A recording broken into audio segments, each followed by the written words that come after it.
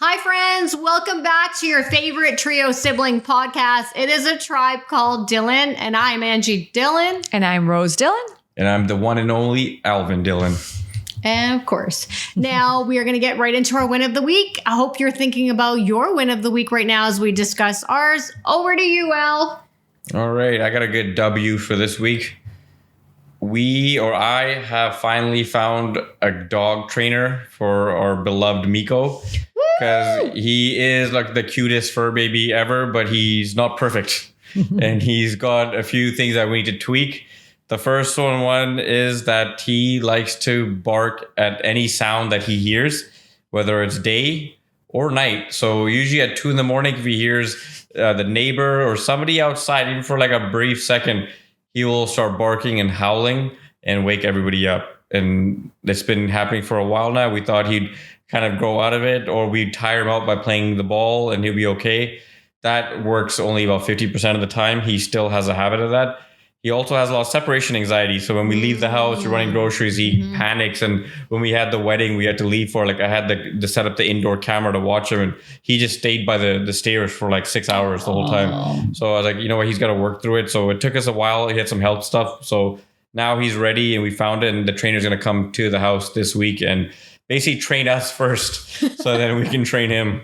One thing about Miko is he's a Maltipoo, the breed, but I swear he acts like a German Shepherd because he's so good with sound. Like if you are ever getting robbed, you would know before you're getting robbed that someone's trying to come and even open your door. That's one good thing. But yeah, he definitely startles you in the middle of the night, for sure. Yeah. Oh, yes. Yeah. Oh, so yes. that's great, Al. That's a great win for you and for Miko. So win for me, the neighbors, mom, dad, and the universe. And for Miko. Miko about to get disciplined, right? Yeah. And Rose, what's your win? My win is I get to go to Oregon State University. It's a pretty big deal in the States. It's got a huge football, college football there. It's one of my projects. And I've never been to, it's in the city called Corvallis, Oregon. I've been to Bend, Oregon. I've been to Portland, Oregon. But I've never actually been to Eugene or Corvallis. So I get to visit both cities this coming weekend for a work project. But I will also take some time to take a look at the city and check out Oregon State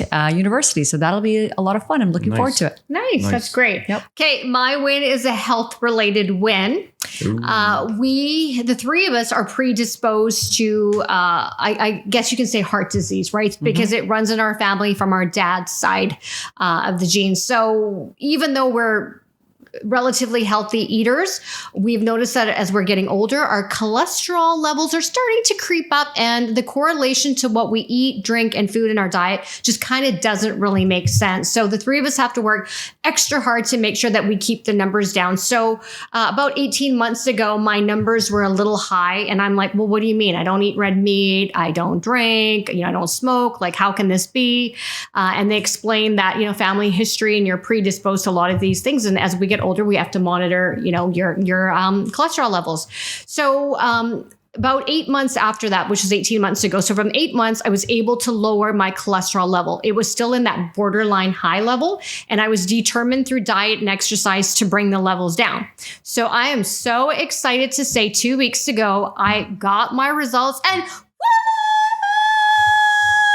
woo! I'm like at an NFL football game my team just won. I brought all of my levels, my triglycerides, my LDH, HDL, ABC, EFG, whatever all those tests you call it. I brought the house down through diet and exercise. All my levels are actually below the normal level. And my doctor turned around and said, okay, well, you proved me wrong. I guess we don't need to put you on a statin. And so when someone tells me that you got to do this, I always like to defy and prove them wrong. And I said to him, watch me. I'm going to come back in 12 months and I'm not taking a statin. But I think that goes to show that a doctor will give you a diagnosis, but you can change your prognosis. So that's all I want to say. A big, big win for me. Thank you. And I will. It's huge because heart health and heart disease, these things are scary. Oh, yeah. No, you've been on me. I'm going to get mine checked out too. Gone are my fried chicken days. Those days are gone now. So once a year, I've decided that once a year, I think I might treat myself. But even for me, my eating habits have changed now, the way I look at food, and especially deep fried food now. Mm-hmm. So Popeye's chicken's going to miss you. Yeah, I'm going to miss them too, but it is what it is. It's health because your health is your wealth in essence. Your health is your wealth, right? 100%. Yes. Okay. So thank you. And I hope to our listeners and our viewers, I hope you thought about your win of the week as we discussed ours. We're going to get into a really cool topic today. We actually received a DM, and I love when you communicate with the tribe and you send us messages. We're feeling a lot of love, and the DMs that we receive, we take it very personal because we know that now you're starting to connect with us, and we love that. And we always look for show episode ideas. So if you have a idea for an episode or something that you want us to talk about or hear our perspective, please continue to DM us so that we can bring light to these types of issues. So I received a DM from Nandini. I hope I'm saying her name right. I'm not going to say the full handle because I don't want people yelling at you. It's our secret, Nandini. And she said, I wrote this down here. She actually wanted our take on how to handle negative people. So she said that there's some negative people in her life that drain her of her energy, and they take more from her rather than adding to her life. So they're actually depleting her of her energy. So I'm trying to read between the lines a little bit. So I'm guessing Nandini is positive. And so she's giving out more than she's getting back from people in her circle, right? So there's a term for those kinds of people. And I like to say energy vampires. They suck you of your energy, right? They do. Dry. Yeah, we've all been there. And it kind of is such a timely episode because of a friend of ours went to New Orleans not too long ago. And, you know, New Orleans is like the town of voodoo and spirituality and all that kind of stuff. I love it. So they actually brought back the three of us as we're embarking on our podcast journey to keep negative energy away, right? Yeah. So I want to show this to our listeners. I mean, listeners, you're going to have to come and watch this episode, but to our viewers, this is it's called Watch Over Voodoo Doll. Okay, there you go. And so you know what it says on here? It actually says this here. And I love the way they wrote, whoever wrote it. It says, I will watch over you as you banish losers, users, and all around nasty people from your life, banish bad luck. So there is such a thing. Mm-hmm. So everyone get yourself a Watch Over Voodoo Doll. Yep. And it doesn't have to be from New Orleans. I'm sure you can order it, but I'm super excited. I keep this little guy with me on my bedside. I actually am starting to take it a few places now because I believe in negative energy, positive energy, and that there are people out there that their intentions are not always what you think to be, right? Mm-hmm. So we've had our own experience with energy vampires. So if we could shed some light and perhaps help Nandini in this situation. So I've got some questions here that I want to talk about. Okay. Al, what is your interpretation of an energy vampire? I got a few different interpretations. I'll give you the one that I've personally experienced. It's when you're feeling good, you finally got yourself in a great headspace and you say, okay, well, you know what? I haven't seen a friend or somebody in a while. I should maybe catch up and go hang out with them. But when you go to see them, they're obviously not in the greatest headspace. And you know that they can sometimes be a little negative, but you kind of ignore it because it's a friend or a family member. But when you hung out with them after a couple times, and especially that one moment, you're finding yourself that you have to keep lifting up their mood and keep changing the perspective on things. And they keep going in circles and coming back to the same story or the same complaining of the negativity that was going on in their current situation. And they cannot get themselves out of it, or they cannot see the light. So you're busy trying to uplift them. You're trying to make them happy. You're trying to do things for them. But at some point, you start realizing, oh my God, when I hang out with them and I leave, I'm completely exhausted. Mm-hmm. And I've felt that before, where I've gone in with one type of energy and I've come out so exhausted, and I felt it for days after that. And I felt my mood crash. And there's been times where I didn't notice it, but people around me started noticing, saying, hey, you're different the last few days. What happened? And I'll be like putting two and two together, like, oh, I hung out with that one person the other day. I'm like, and I've been noticing that too. I was like, it's like my intuition's been telling me, hey, you need to, like, you've done whatever you can now up to this point. It's on this person now to go better themselves. So they're sucking you dry. Like, they're literally taking your energy and it's never ending. And they're leaving you in a situation that it's worse than you came in. So that's my version of it, is that you leave a conversation or you leave hanging out with a person completely emotionally and spiritually exhausted and drained. Mm-hmm. Rose? Yep. I say this line to you guys all the time. Misery loves company. It's unfortunate, and there's a lot of truth to it. And I can say from my own experience, when I was in probably much younger, when I wasn't self-aware, and I was I'm sure there's times in my life where I myself have been an energy vampire, not knowing. It was definitely unconscious. But yeah, you really want other people to be in the same field as you. You want them to harp on the negativity, especially with gossip. Like I used to be a part of that. The thought of it now just disgusts me, to sit here and talk malicious about anyone. It's just, you feel gross doing it, and you walk away thinking, why did I do that? But you're right. Energy vampires are just people who are stuck in a rut, and instead of doing the work to get out of the rut, they want to pull you in with them. So it's like a tornado, and it's like just going down, and they're like, yeah, just come in with me. And you're trying to like steer from it. So that's definitely what an energy vampire is to me, is someone who's just in a really dark place in their life. And instead of pulling themselves out, they're about to pull you in with them. Good. I like to say that there's two kinds of people in this world, and they're called givers and takers. Yeah. So for me, in a nutshell, an energy vampire is a taker. They're just going to keep taking from you, and you're going to keep giving all your positive energy. And in the end, your tank is the one that's going to be depleted. Yep. Right? Yep. Okay. Now, how can you tell if someone is an energy vampire? Like, is there a certain look, or is it the energy, their body language? Like, how would we know? Or, I mean, how have we known? Because I'm not going to lie. When Nandini DM'd us this, I had to really step back and think, yeah, okay, I've experienced this, but they're called energy vampires. But in my 20s and my early, maybe even 30s, I didn't really pay attention. But now that I'm older, I'm like, oh, I get it when I'm around this individual or that person or these group of people. I feel this way. Yeah. So what's the giveaway? What are the signs? Are you asking me first? Okay. It's funny. I had a friend that we've had a fallout, but I experienced that with her a lot. It was the first time I became very self-aware of. I didn't feel excited when I'd hang up the phone from communicating with her. It was always kind of a superficial darkness kind of conversations. And then as I would see her at times, I would see her face change, and that's when I was like. I think doing the work, your inner work, you can pick up people's cues without them even saying it. Like I always say, like if they say, "Oh, I'm doing really great," I'm like, tell your face that. Like I can pick up your face and your energy now. So energy vampires don't necessarily have to say the words for you to figure it out. If you're in tune with yourself, you'll be in tune and be like, okay, something's going on here, and they're going to start to try to pull you into that level of misery. Darkness and misery. So, I don't think it necessarily has to be. Most people will spit it out flat out and say it to you. People who are not self-aware will definitely just flat out say to you, "Hey, did you hear about Jennifer? That the B word, this word." Those people are pretty open, but the ones that are kind of sly, you just have to pick up on their body language. You got to pick up on how they react when something positive happens for you, and how their face is. Like if I tell them, like, "Oh, work was so great, I got a promotion," and they're like, "Oh, I'm really happy for you."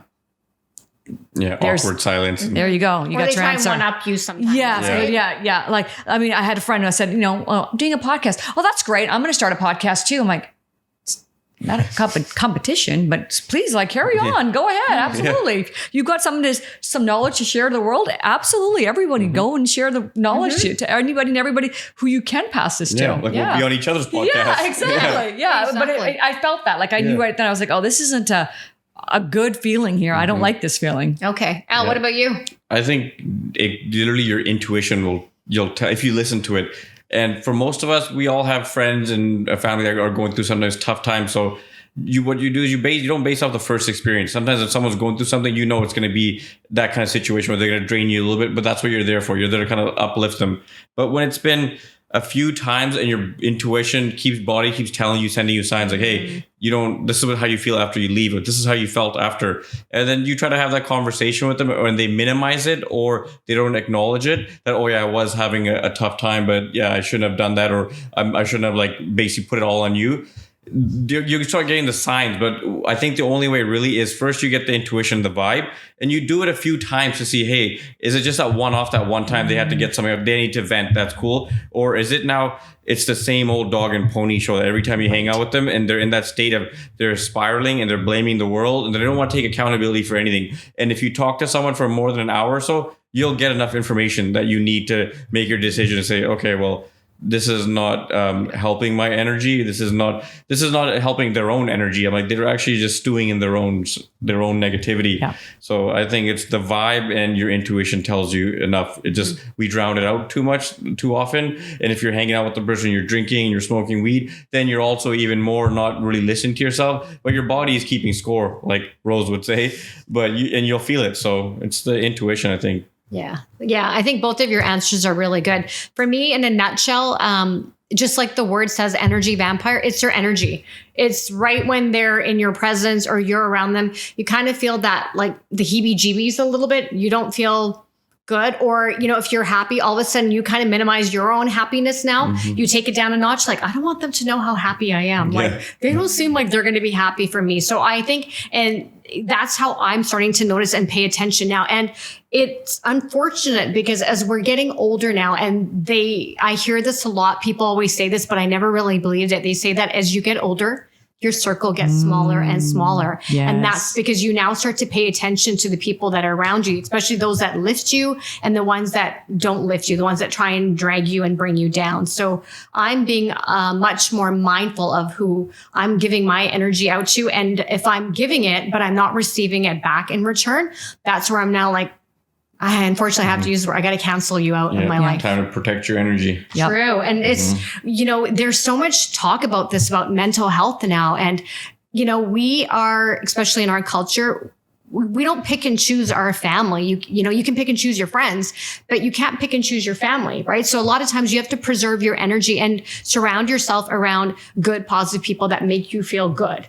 I think that's what the essence is. And I think as we're getting older, energy is a big part of how certain people make us feel a certain way when you're in their company. Mm-hmm. And if a certain person doesn't make you feel the way that you think you should feel in their company or in their presence, then just remove yourself and just be mindful. Now, I don't like the way this person makes me feel. I'm just not going to be in their company anymore. But I think before you just stop hanging out with that person, you need to have that real honest conversation with them to say why I'm going to stop hanging out with you. Because I don't like the type of people that will just ghost you or stop talking to you, and then like a year or two later things fester and you build up and now things have gotten more worse and you're like, well, why don't you just have that conversation? If I know someone's being a certain way with me, I have that straight up conversation with them and face to face, so I can see their facial reactions, not over the phone. I can see how if they're bullshitting me or if they're just giving me lip service and they're going to do the same thing over again. As long as I got it off my chest and I decide not to hang out with that person, I'm good with that. Yeah. I agree. I think everyone deserves a level of closure, right? Yeah. You don't want to just ghost someone. Yeah.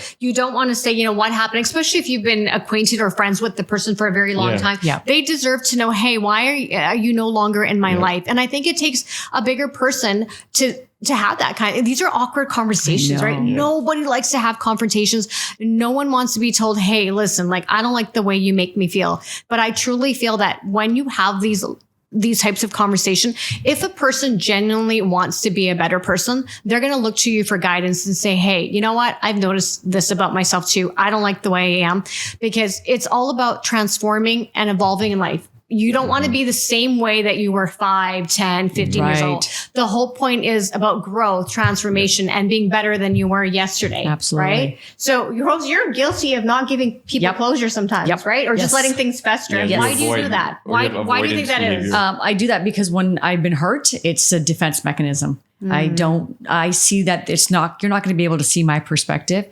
I'm seeing how dark you can be, that I know I will just go down that rabbit hole with you. So instead of me going down with them, I just preserve my energy and realize that I need to just remove myself. Yeah. You're right. I'm guilty, and it's wrong how I've handled several situations in my life. I'm not proud of them. But when I started doing the work, realizing, why don't I just do the closure?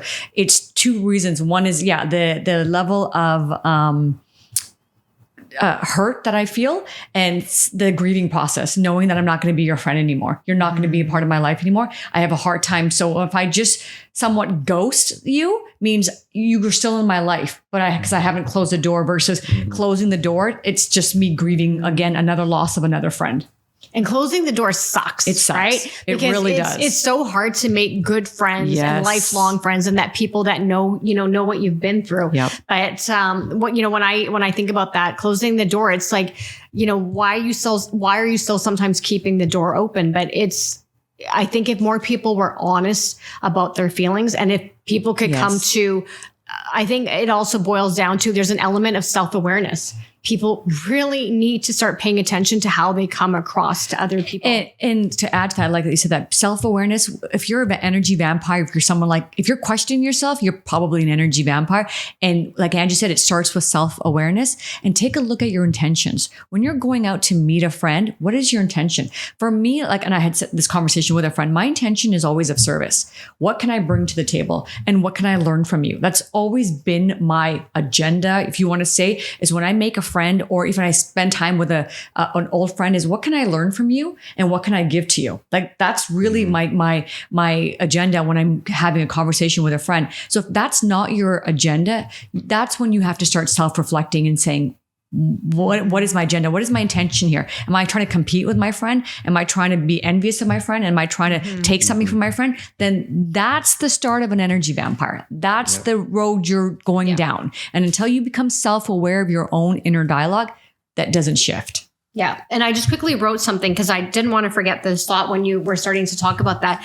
For me, I find these so-called energy vampires often have the biggest egos. Yes. Notice? Yes. I think it's denial. It's because they're in denial and they hide behind that ego. They hide behind I'm a doctor. I am a lawyer. They hide behind everything else so you don't see through them. Yeah, I agree. I will downplay my story to boost someone else up. And I actually, a couple of weeks ago, I did an event for something for work, and I received an email from my CEO, and now my friend's going to see this episode and be like, what? You didn't tell me. So anyhow, I had roped in one of my friends to help me with this event. She's an amazing, amazing human being, and shout out to her. She knows who she is. And I roped her in just because I wanted her to get the level of notoriety and attention, because she is very hardworking, and I would like to see her go up through the ranks in our organization. And I champion for women. I always champion for just in general. So I received a appreciation email from my CEO. Never said anything, didn't say anything, because I knew that when she received that one, when she said to me, hey, by the way, so-and-so sent me an email. I'm super happy. And she sent me the email, and it was such a beautiful message that the CEO sent her. And I know she needed to hear that. Yeah. And I knew that, well, if she got that email, chances are I received that email because I was the event organizer and leader. So of course I checked my inbox. I did receive the email, but I never told my friend that I received a similar email from our CEO, because I wanted her to enjoy the glory of that email to make her feel good. She doesn't know. She's going to find out now. She'll know now. She'll know now. She's going to know now. It's okay. That's a good friend. Yeah, You're a good friend. in that moment, that's what it is. But in that moment, it's been a couple weeks now, but I wanted her to know she's a badass bitch, and that she deserves. Yeah. So I downplayed it, and I didn't say anything, because I don't lead with ego. I lead with love. And the fact that to hear my friend, and then, when we video chatted, to see that, you could tell that she was on cloud nine and she felt amazing. Who the hell am I to come and buzzkill and take her off cloud nine and compete with her and one up and say, oh yeah, you got that email? Well, here's mine. Right. I don't, that's the, And I was self-aware. And there's a fine line with that, because some people don't realize that that's what they're doing. So again, kudos to you, Ange. Good job. Thank you. But I was self-aware to know that how is me doing this going to come across to her? Yes. It's going to probably hurt her feelings and deflate her a little bit. That's not my MO. Yeah. That's not my agenda. Let her enjoy it. Good. Yeah. Like I said, there's room for everyone on the playground. And the reason there's enough light to go around for everybody. Absolutely. Yes. And the reason I'm bringing that up, because I want to show that as an example that we all don't have to compete sometimes. Let the other person have that win sometimes. And it gets tiring if you're competing all the time. Let someone else take the torch. It's okay. Yeah, well, and like Ange said on several episodes ago, but and I realized this as she said, is you're not in a competition with anybody. You're just in a competition with yourself, because that person has a different skill set. mindset. That person has a different life experience. You cannot compete with them. You don't know what their past was, and you don't know where they're headed to and where they want to go. So you just work on what you're doing and just keep going ahead. Don't walk all over people. Don't use people. You just do the best that you can do. Collaboration is like I think it's always the best feeling and the best result you get with collaboration. Yes. If you look at some of the, let's say the greatest shows you've watched, TV shows, ensembles, it all takes a crew. Yeah. Whether it's one person on the show, there's maybe one main character, but that one main character is nothing without his team around him and the people that are creating it. Absolutely. So like no person is an island. You can't create greatness just by yourself. Yeah. It's done as a team. Absolutely. And Al, I had a proud big sister moment with you. I think this was a couple weeks ago. Rose and I both did. And like I said, just a couple of minutes ago, sometimes let the other person have that win. Even if you share the same win, let them enjoy the glory, because 99% of the time they're going to give you that. If they're a good friend and not an energy vampire, guess what? They're going to high five and be your cheerleader for something else at another time. But you were actually really great, Al. So there was a birthday party about 2 weeks ago. I wasn't feeling so good and I got an eye sty. We're going to talk about this dang eye sty that I keep getting. I have no clue why. And my brushes are clean. I'm not going to lie. And Rose, you weren't feeling well, and I think we were also tired from our cousin's wedding. It was just, we had too many parties. We just had too many. And we weren't looking for an excuse not to go, because this individual is an amazing human being and we wanted to be there. But I just think we stopped in that moment and thought about ourselves, and we didn't think about we didn't look at it from the perspective of this individual. Like, if we all show up for them, what's it going to be like? And do you remember you turned around and you schooled your two sisters, and you turned around and you said, you know what? This individual hasn't had the best, winning streak in the last 1 year. A lot of things haven't worked out for this individual. This is a chance for us to rally and show some support. And you know what? And we can make this event be a win in their life. And I was like, that really helped me. Yeah. Because we were thinking of not going, right? Yeah. We didn't want to go to the party, and you convinced us as to why we should be attending that party. That's what I felt. That's he needs a win too. We need to show up and just give him some love. And too. so in that moment, we right away changed our energy and we upped the ante that we got to be our best versions. Who cares what's happening to us? But for a couple hours, we got to suck it up and just be there for that person. And so I want to say thank you to you for checking us sometimes, because we have to do that. They call that the flavor changer, because you went from salty to sweet. We weren't salty. We were just tired. Your mood was salty. My mood. When showing up, I still was very not the best energy. Yeah. But I realized I did what I was supposed to do, which was show up and be supportive. Yes. I had a early morning. I had a big call in the morning. So All right. Okay. Before we kind of leave some closing remarks for Nandini, what's our I don't like to say advice, because we're still learning as we're going, right? I don't want to give people advice, maybe a recommendation, but do you think setting boundaries with these energy vampires is important? Do you think at some point she just has to have a conversation with the people in her life and say, yo, like, this is not cool? Yeah, absolutely. Like Al said, he's right. They also should be aware of why she doesn't want to hang out with them. They deserve that to, like, oh, why should I answer my calls? Why is it? Let them know so they can. Now, someone might have not been telling them this is what they're doing. They might have a group of friends that just keep doing the same thing where they're ignoring them now. They're not hanging out with them and they're wondering what's going on. Tell them straight up, so at least you can get off your chest and say, well, this is how you make me feel, and you need to work on yourself and you need to be better. Otherwise, think if I'm the one person feeling that, there's got to be other people feeling the same way. So be honest. You got to have that hard conversation. Life ain't always a box of chocolates, homie. I don't have anything else to add to that. I agree with exactly what Al said is, and I'm guilty of it, so I will do better, is have that conversation with the person in the kindest way and compassionate way you can, by just maybe helping them understand how they're coming across, so that they hopefully become self-aware. And if they don't, then you've done your part and you can just move along. I agree. I think I always say it's better to repair than to replace. So if you've got a long-standing history with this individual and they mean something to you, you got to have that conversation. And in our culture, we don't set boundaries, right? We don't say that, hey, you're not conducive to my mental health. We just sweep it under the rug, and you just don't want to deal with it, but you're doing yourself a disservice. One thing, if there's a little piece of wisdom that I can share, is through my trials and tribulations through life, what I've realized is the people that are the energy vampires and that are not being nice to you, 99.9% of the time, it is their own insecurities. It has nothing to do with you. And if you take that mirror and you mirror what you have, they generally want what you have, but it just comes out in a really douchey and mean way. So if there's a way to change the narrative with that individual and say, listen, like, we've been each other's ride or die. We've been together for a long time, but I'm finding that I'm starting to evolve in life and transform myself to be a better individual, but you're not. Can we find a happy medium where we both, I can help you grow as an individual? Or what would you like to do? Because this is the picture that I'm going to paint. This is how I like to say, how you visualize a tree, right? You have a tree trunk. And so there's one direction, the branch goes in one direction, but there's lots of little branches that split in that same direction, right? But now if you go to the other side, on the right side, I'm like doing this in here, and you go to the other side. So imagine a friendship is the same way.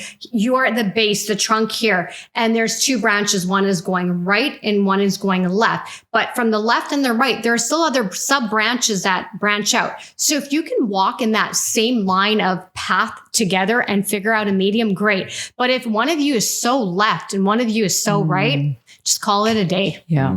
And that branch might eventually turn, a different way when their level of awakening comes. And if that level of awakening ever comes. And if it doesn't, you go on living your life and be you and live your best life and don't feel any remorse about it. That, I feel guilty that this individual is not enjoying life with me, because we all come to our awakening when we need to.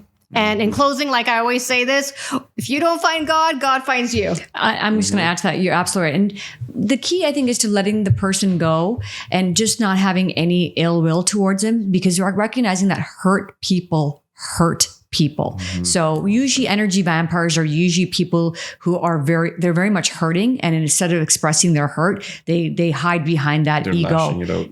Yeah. So like Anne said, if you can make it work, please do. And if you can't, just let them go in a nice, peaceful manner and accept that their awakening is going to happen when their awakening is meant to happen. Absolutely. Okay. With that said, that was our energy vampire episode. To our listeners and our viewers, hope you enjoyed this episode. We look forward to chatting to you again next week. Please subscribe, share, check out our content on YouTube, Facebook, and Instagram. And feel free to share one of the week, and feel free to DM us, because this was such a great episode. So thank you, Nandini, thank you. for giving us this chance to share our level of reflection and perspective on this topic. We really enjoyed it. So until next week, friends and family, just want to say we're signing off. It's a Tribe Called Dhillon podcast. Please take care of yourself. Bye for now. Bye. See ya.